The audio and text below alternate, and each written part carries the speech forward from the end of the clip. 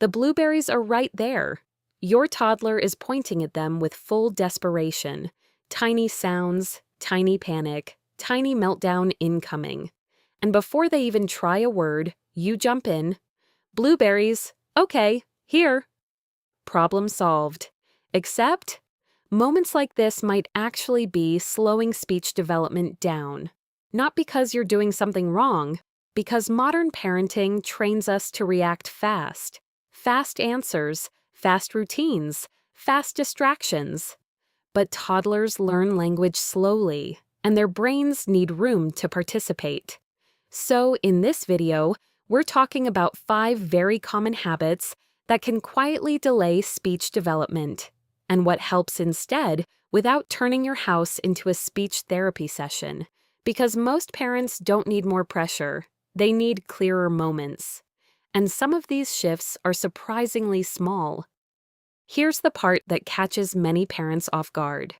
Speech development is deeply connected to nervous system state. Not just vocabulary. A stressed toddler speaks less, but honestly, a stressed parent often talks differently too. Shorter sentences, more commands, less back-and-forth conversation. Shoes, come here, hurry up. Again, completely understandable. When your brain is overloaded, communication becomes functional. But language grows best in moments that feel shared, not rushed. Think about speech like a game of catch. If one person grabs the ball every single time, the other person never learns to throw. That's exactly what happens in a lot of loving homes. Mistake 1, predicting every need instantly. This one looks like good parenting. Your child points. You translate immediately. Water, toy, snack. You become a tiny human mind reader. And honestly, sometimes that efficiency keeps the whole day from falling apart. But toddlers need chances to attempt communication, not perfect words, just effort. Here's the shift. Pause 2 extra seconds before helping. That's it. 2 seconds feels tiny to adults. But for toddlers, it creates space for their brain to organize a response.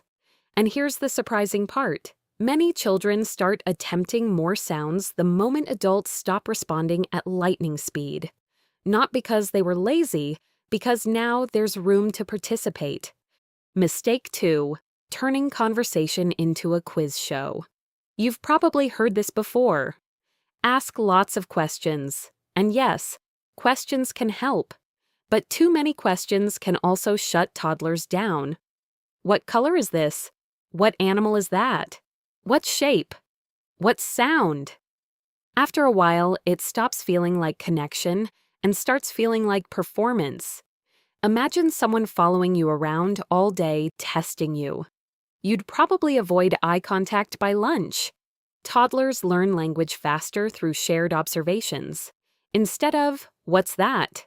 Try, whoa, that dog is huge. That change sounds small, but emotionally, it feels completely different.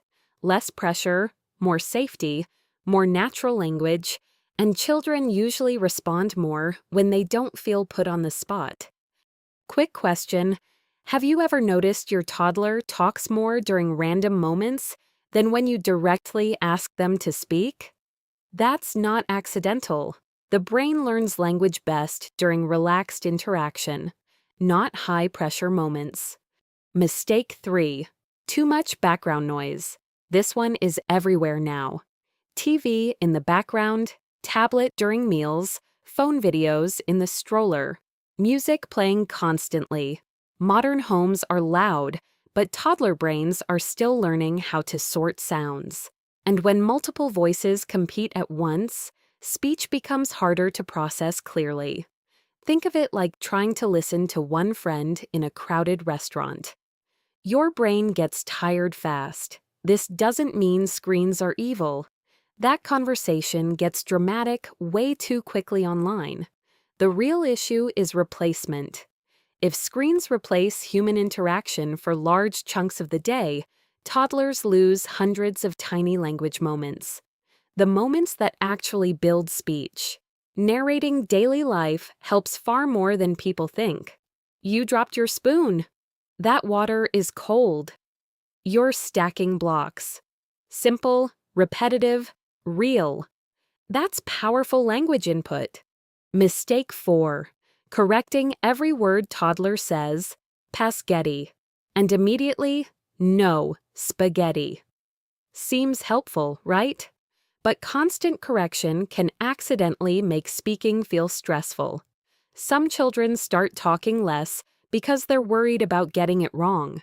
Instead, try modeling. Child. Paspaghetti. Parent. Yeah, spaghetti. You love spaghetti. No pressure to repeat it. Just hearing the correct version naturally helps the brain organize language over time. And honestly, many adorable toddler pronunciations disappear way too fast anyway. Now here's something parents rarely hear. Speech development is not only about words, it's about relationship. Children speak more when communication feels emotionally rewarding. Which brings us to the last mistake.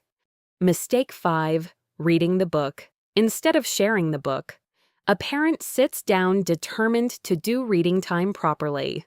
Meanwhile, the toddler wants to skip pages, point randomly, and talk about one duck for 11 straight minutes. And honestly, that's actually okay, because reading with toddlers is not a performance. The goal isn't finishing the story. The goal is interaction, pointing, reacting, repeating words, following curiosity. Sometimes the richest language moment happens completely off script. The bear is sleeping. Oh no, where's his hat? You found the apple. That back and forth matters more than perfectly reading every sentence. And here's the beautiful part. You do not need expensive programs, or flashcards, or constant educational activities. Most speech development happens inside ordinary moments. Snack time, bath time, car rides, laundry. Especially when children feel included in communication instead of managed through it. Picture this.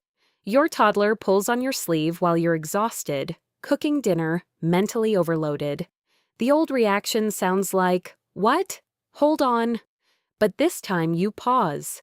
You crouch down. "Oh, you want more milk." Your child tries, "Mommy." And suddenly the moment changes.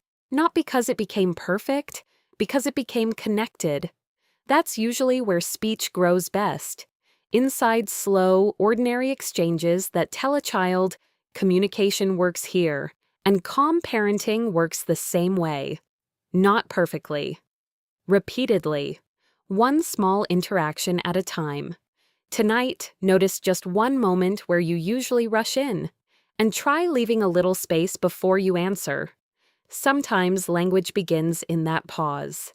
If this video felt helpful, you're very welcome to subscribe to the channel so you don't miss future videos about calmer, less stressful parenting. Feel free to share your experience in the comments. It can help other parents realize they're not alone. See you in the next videos.